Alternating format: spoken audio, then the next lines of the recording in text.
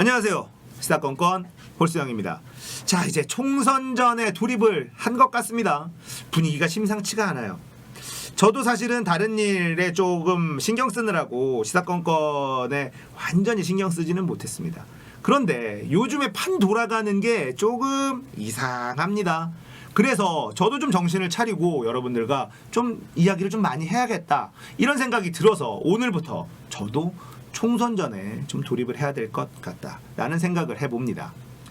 자, 얼마 전에 민주당만 빼고라는 칼럼 때문에 시끄럽습니다. 자, 경향신문은 커밍아웃을 해버렸어요. 민주당만 빼고. 자, 그 칼럼 임미리 교수라는 분이 쓴 칼럼인데요. 이 칼럼 내용은 쉽게 요약하면 뭐냐면, 촛불로 정권을 잡았다. 국민이 들고 일어나서 박근혜 정권을 끄집어 내렸는데 이 촛불의 주인이 민주당인 줄 착각을 한다. 그러니까 우리는 이번 총선 때 투표를 해야 된다. 민주당만 빼고. 그래서 국민이 주인이라는 것을, 그렇게 해서 정치권이 국민의 눈치를 보게 만들어야 된다. 자, 이런 주장입니다. 이 정권이 국민의 말을 듣지 않으면 사실 바꿔주는 것이 맞죠. 그것이 건강한 민주주의인 것은 맞아요. 지금의 문재인 정부가 엄청난 실패를 하고 있다는 전제하에 나온 칼럼입니다. 자, 문재인 정부가 지금 완벽한 실패를 한 정권인가요? 지금의 이 감염병 코로나 바이러스 사태를 전 세계에서 가장 잘 제어하고 있고 대처하고 있는 나라 어디입니까? 대한민국입니다. 전 세계가 다 그렇게 인정하고 있지만 대한민국 언론들만 갈팡질팡, 우왕좌왕, 아마추어 뭐 이런 식으로 공격합니다. 대한민국은 왜 일본처럼 대처하지 못하는가? 이런 사설을 쓰고 이런 기사를 썼던 게 대한민국 언론들이죠. 하지만 지금 일본은 어떻게 됐습니까? 헬게이트가 열려버렸습니다. 크루즈선에서는 이미 또 어마어마한 사람들이 확진자 판명이 됐습니다. 그 크루즈선에 있던 외국인들, 각 나라에서 우리 국민들 우리가 데려가겠다, 일본의 대처를 엄청나게 비난하고 있습니다. 그리고 일본 내에서는 또 감염 경로를 확인할 수 없는 확진자들이 나오고 있는 중이죠. 하지만 대한민국 언론은 대한민국 정부가 잘하고 있다, 대한민국 정부와 의료진들, 전문가들이 너무너무 잘 대처하고 있다라는 이야기는 하지 않습니다. 언론도 같은 편이 아닙니다. 우리가 언론을 정말 잘 봐야 되는 이유가 그렇습니다. 지금 언론이 총선으로 문재인 정부 총공격에 들어갔다. 사실 조국 정국 때 말이죠, 언론의 민낯을 우리가 다 확인을 했죠. 검찰과 한편인 언론, 잘못된 것들을 바꿔나가려는 지금 문재인 정부의 이런 움직임을 싫어하는 사람들 누구일까요? 바로 기득권 세력들이죠.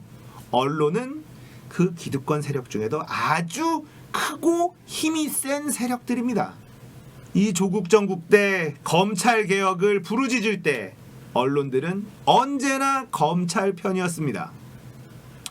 자, 이번 민주당만 빼고 칼럼 때문에 국민 여론들이 안 좋아졌다, 뭐 이렇게 얘기를 하는데요. 언론들이 안 좋게 공격을 퍼부었죠. 그러자 고소고발을 취하를 합니다. 자, 고소고발을 취하를 했는데 이들은 사과를 하랍니다. 임미리 교수 자신에게 사과를 하랍니다. 이낙연 총리한테 사과하랍니다. 진중권은 이낙연은 사과하지 않았다라고 하면서 비판합니다. 자, 여러분, 진중권이 비판하고요, 조선일보, 중앙일보, 동아일보가 비판하면 잘하고 있다라고 보시면 되겠습니다. 대충 그렇습니다.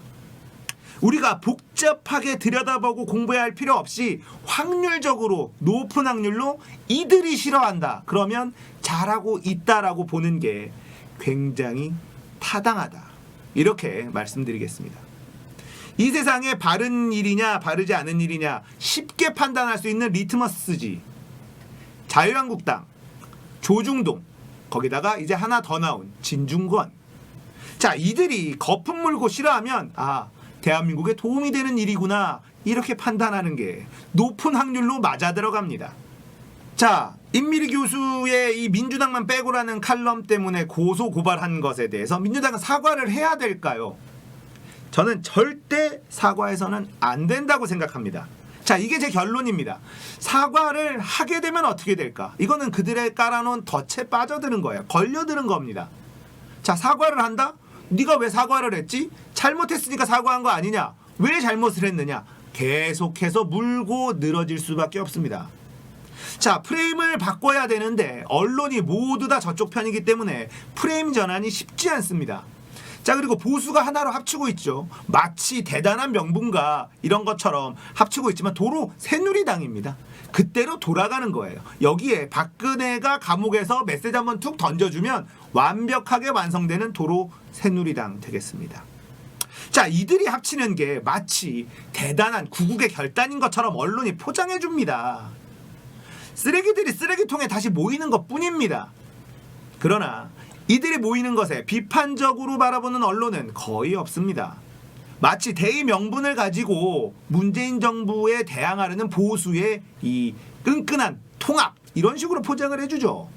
자, 정신 차려야 되겠습니다. 우리는 이미 다 알고 있었지만 언론이 이제는 노골적으로 이번 총선에 어떤 식으로 우리가 활약할 것이다 모습을 드러내버렸습니다.